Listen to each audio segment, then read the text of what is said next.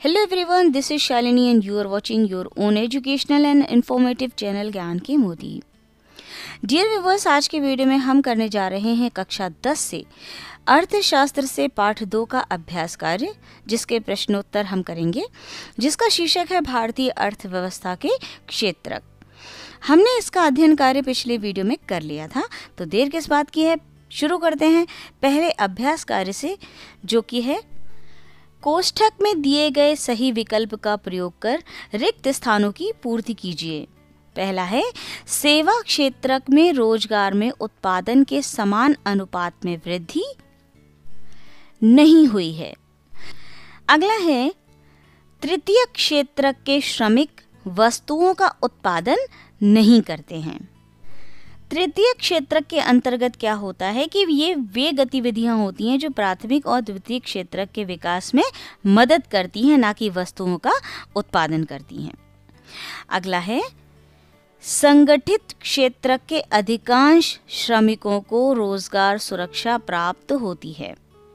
संगठित क्षेत्रक के अंतर्गत क्या होता है कि उद्यमों को सरकार द्वारा पंजीकृत किया जाता है और इनके लिए कुछ सरकारी औपचारिक प्रक्रियाएं भी होती हैं। यही रीज़न है कि संगठित क्षेत्र के अधिकांश श्रमिकों को रोजगार सुरक्षा प्राप्त होती है। अगला है भारत में बड़ी संख्या में श्रमिक असंगठित क्षेत्र में काम कर रहे हैं। सही बात है। अगला है कपास एक प्राकृतिक उत्पाद है और कपड़ा एक विनिर्मित उत्पाद है। अंतिम है प्राथमिक, द्वितीयक और तृतीयक क्षेत्र की गतिविधियां परस्पर निर्भर हैं। प्राथमिक क्षेत्र में प्राकृतिक संसाधनों को प्राथमिक उत्पादों में परिवर्तित करते हैं। द्वितीय क्षेत्र में प्राकृतिक उत्पादों को विनिर्माण प्रणाली के माध्यम से अन्य रूपों में परिवर्तित किया जाता है और प्राथमिक और द्वितीय क्षेत्रों के विकास में मदद करने वाली गतिविधियों को तृतीय क्षेत्र में शामिल किया जाता है। अतः ये तीनों ही आपस में निर्भर हैं, परस्पर निर्भर हैं। बढ़ते हैं अगले अभ्यास कार्य की ओर। प्रश्न है सही उत्तर का चयन कीजिए। पहला है सार्वजनिक और निजी क्षेत्रक। सही उत्तर ढूंढना है आपको। ऑप्शन है रोजगार की शर्तों, आर्थिक गतिविधि के स्वभाव, उद्यमों के स्वामित्व, उद्यम में नियोजित श्रमिकों की संख्या के आधार पर विभाजित है। तो सही उत्तर है उद्यमों के स्वामित्व के आधार पर विभाजित है। अगला प्रश्न है एक वस्तु का अधिकांशतः प्राकृतिक प्रक्रिया से उत्पादन डैश क्षेत्र की गतिविधि है। ऑप्शंस हैं प्राथमिक, द्वितीयक, तृतीयक या सूचना औद्योगिकी, और आपका सही उत्तर है प्राथमिक। अगला है किसी विशेष वर्ष में उत्पादित डैश के मूल्य के कुल योगफल को जीडीपी कहते हैं। आपके ऑप्शंस हैं सभी वस्तुओं और सेवाओं, सभी अंतिम वस्तुओं और सेवाओं, सभी मध्यवर्ती वस्तुओं और सेवाओं, सभी मध्यवर्ती एवं अंतिम वस्तुओं और सेवाओं, और सही आंसर है सभी अंतिम वस्तुओं और सेवाओं के मूल्य के कुल योगफल को जीडीपी कहते हैं। अगला है जीडीपी के पदों में वर्ष 2003 में तृतीय क्षेत्र की हिस्सेदारी डैश है 20% से 30% के बीच, 30% से 40% के बीच, 50% से 60% के बीच या 70%। आपका सही उत्तर है 50% से 60% के बीच। हमारा तीसरा प्रश्न है निम्नलिखित को सुमेलित कीजिए। आपको सही मेल मिलाना है। एक तरफ दिया हुआ है कृषि क्षेत्र की समस्याएं, जिन्हें आपको सही मेल मिलाना है कुछ संभावित उपायों से। मिलाइए असिंचित भूमि, सरकार द्वारा नहरों का निर्माण। दूसरा है फसलों का कम मूल्य, मिलाइए सरकार द्वारा खाद्यान्नों की वसूली।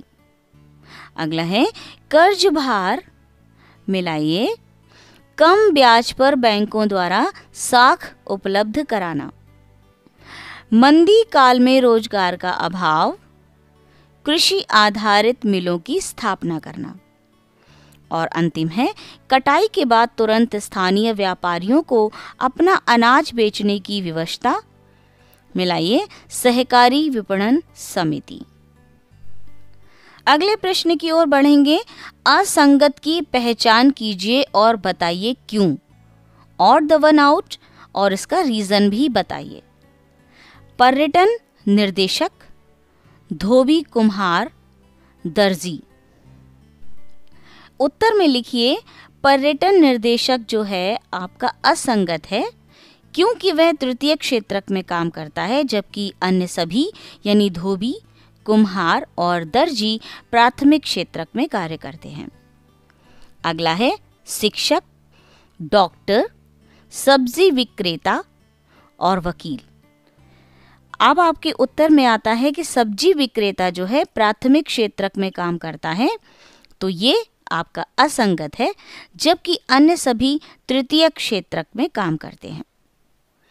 अगला देखिए डाकिया, मोची, सैनिक और पुलिस कांस्टेबल।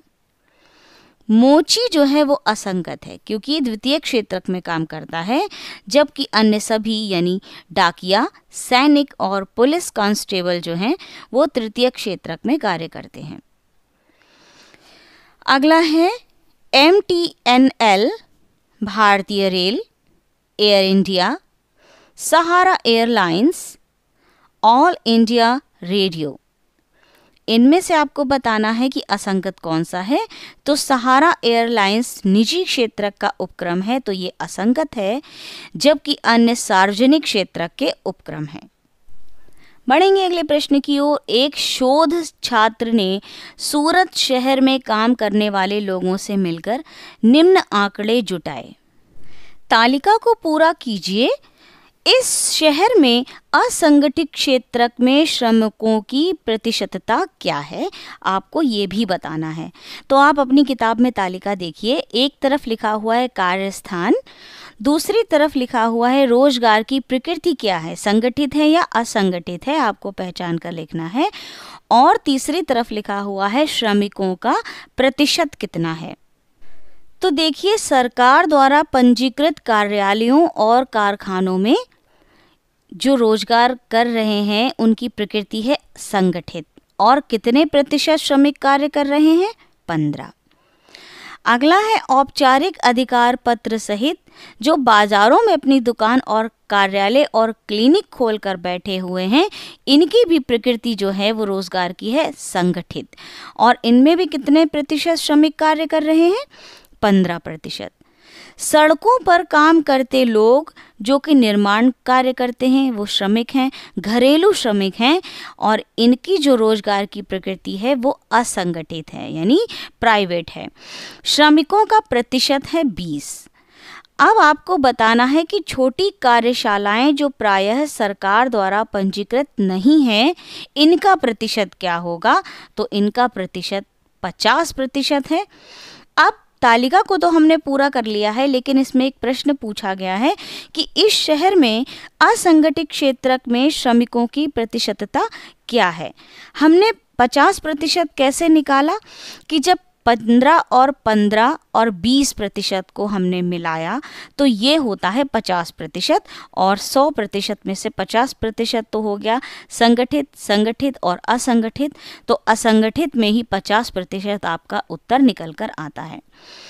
अब जो प्रश्न है कि असंगठित क्षेत्रक में श्रमिकों की प्रतिशतता क्या है, तो संगठित में तो हो गई 30 और बाकी बची 70। 20 + 50 = 70% असंगठित क्षेत्रक में श्रमिकों की संख्या है।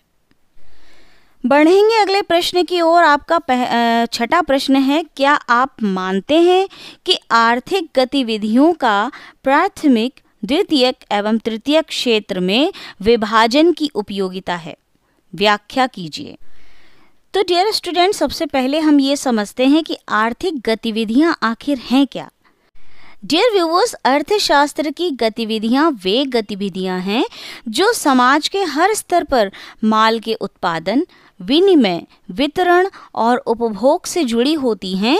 ये गतिविधियां सीमित संसाधनों के साथ मानव की जरूरतों को पूरा करने के लिए धन कमाने और धन के उत्पादन के एकमात्र उद्देश्य के साथ की जाती हैं।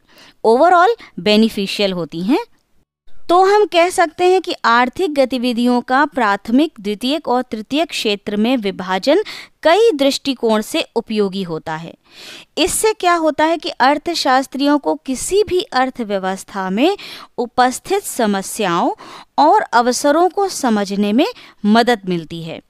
इससे मिली सूचना के आधार पर सरकार समाज कल्याण हेतु कार्यक्रम का क्रियान्वयन कर सकती है तथा सुधारों को लागू कर सकती है, जिससे अर्थव्यवस्था में वृद्धि होती है और सरकार को नए अवसर भी प्राप्त होते हैं। अगला प्रश्न है, इस अध्याय में आए प्रत्येक क्षेत्र को रोजगार और सकल घरेलू उत्पाद पर ही क्यों केंद्रित करना चाहिए? इस पर चर्चा कीजिए।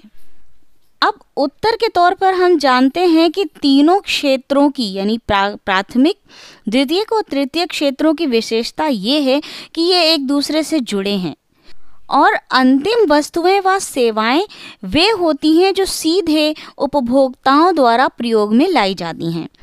और सकल घरेलू उत्पाद क्या कहलाता है? यह किसी देश के अंदर किसी विशेष वर्ष में उत्पादित सभी अंतिम वस्तुओं और सेवाओं का मूल्य है। अब नीति निर्धारकों के लिए सकल घरेलू उत्पाद आवश्यक पहलू है, इसलिए सकल घरेलू उत्पाद का अपना महत्व है।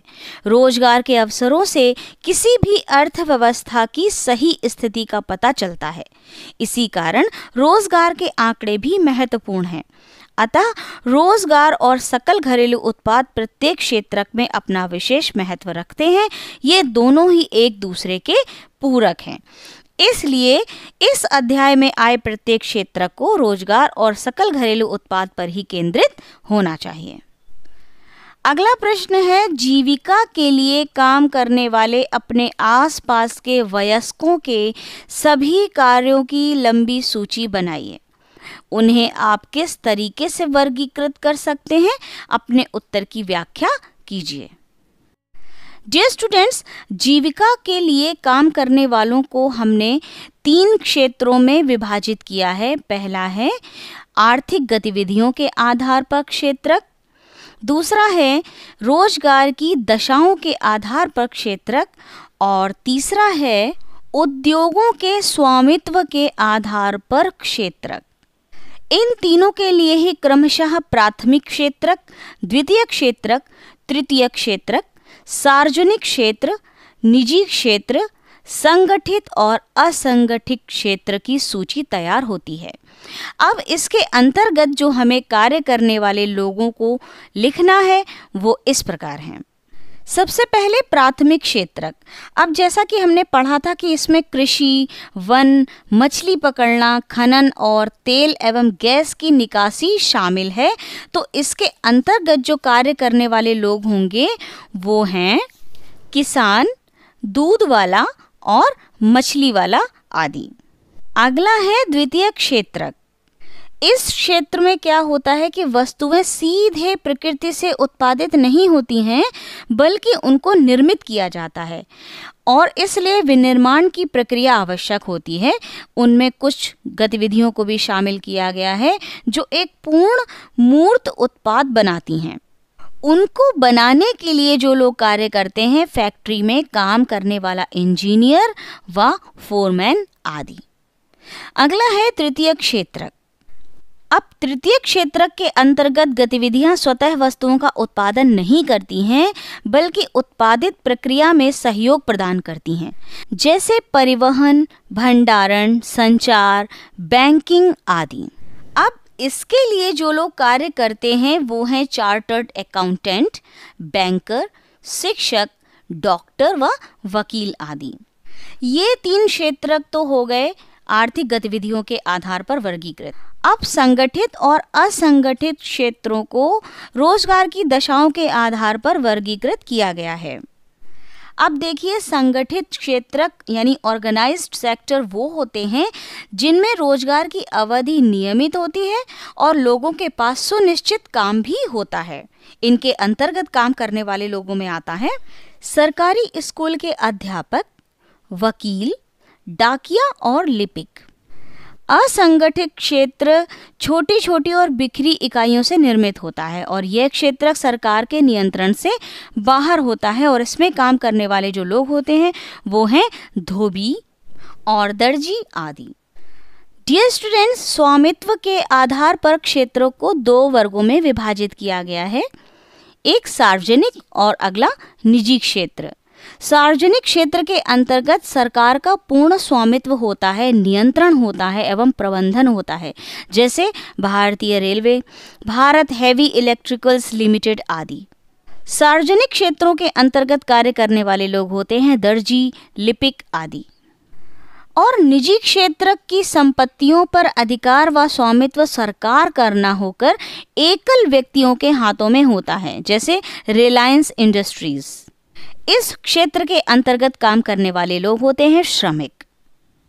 तो स्पष्ट हो जाता है, जीविका के लिए काम करने वाले हमारे आसपास के वयस्कों की कार्यों की सूची हमने बना ली है।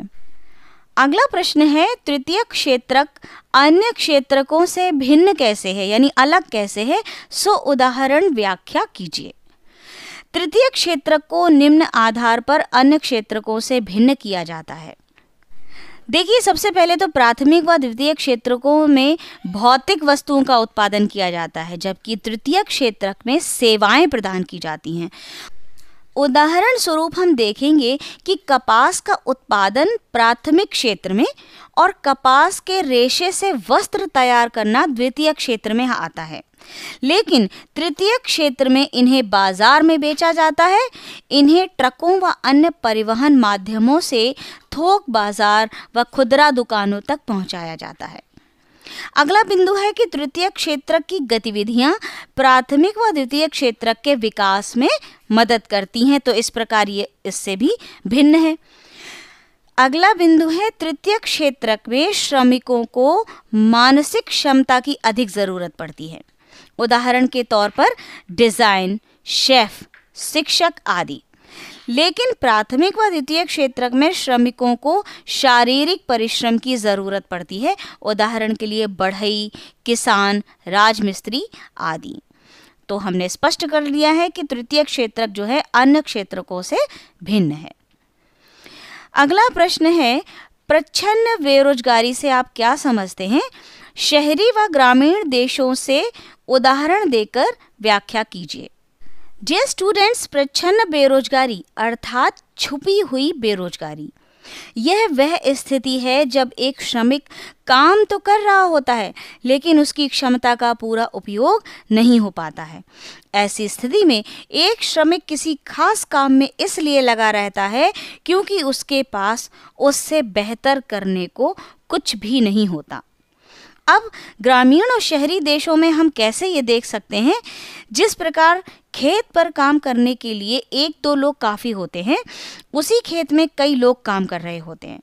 अतिरिक्त लोग उस खेत में इसलिए काम कर रहे होते हैं क्योंकि उनके पास और कोई काम है ही नहीं, उनके पास कोई दूसरा विकल्प ही नहीं है काम करने का। यह छुपी हुई बेरोजगारी का एक जीवंत उदाहरण है। इसे अपने देश में भी देखा जा सकता है। अब शहरी क्षेत्रों में क्या होता है, किसी दुकान पर एक साथ कई लोग काम करते नजर आते हैं। दरअसल उनको अलग अलग दुकान चलानी चाहिए, लेकिन सही अवसर के अभाव में उन्हें एक ही दुकान में काम करने को बाध्य होना पड़ता है। यह भी प्रच्छन्न बेरोजगारी का एक ज्वलंत उदाहरण है। अतः स्पष्ट होता है कि प्रच्छन्न बेरोजगारी वह बेरोजगारी है जो छुपी हुई होती है। व्यक्ति काम तो कर रहा होता है लेकिन किसी मजबूरीवश। अगला प्रश्न है, खुली बेरोजगारी और प्रच्छन्न बेरोजगारी के बीच विभेद कीजिए, अर्थात अंतर स्पष्ट कीजिए। तो डियर व्यूअर्स, खुली बेरोजगारी यह वह परिस्थिति है जिसमें किसी देश में श्रम शक्ति तो अधिक होती है किंतु औद्योगिक ढांचा छोटा होता है। वह सारी श्रम शक्ति को समान अवसर प्रदान नहीं कर पाता। दूसरे शब्दों में हम कह सकते हैं कि श्रमिक काम करना चाहता है किंतु उसे काम नहीं मिलता। यह बेरोजगारी भारत के अधिकतर औद्योगिक क्षेत्रों में पाई जाती है। और प्रच्छन्न बेरोजगारी अभी हमने पढ़ा ही था, यह वह परिस्थिति है जिसमें व्यक्ति काम में लगे हुए दिखाई देते हैं किंतु वास्तव में वे बेरोजगार होते हैं। जैसे भूमि के छोटे टुकड़े पर 6 लोग काम कर रहे हैं किंतु उत्पादन उतना ही तो है जितना 3 लोगों के काम करने से होता है। ऐसे में 3 अतिरिक्त लोग जो काम में लगे हुए हैं वह प्रच्छन्न रूप से बेरोजगार हैं क्योंकि उनके काम करने से उत्पादन पर कोई प्रभाव नहीं पड़ रहा है।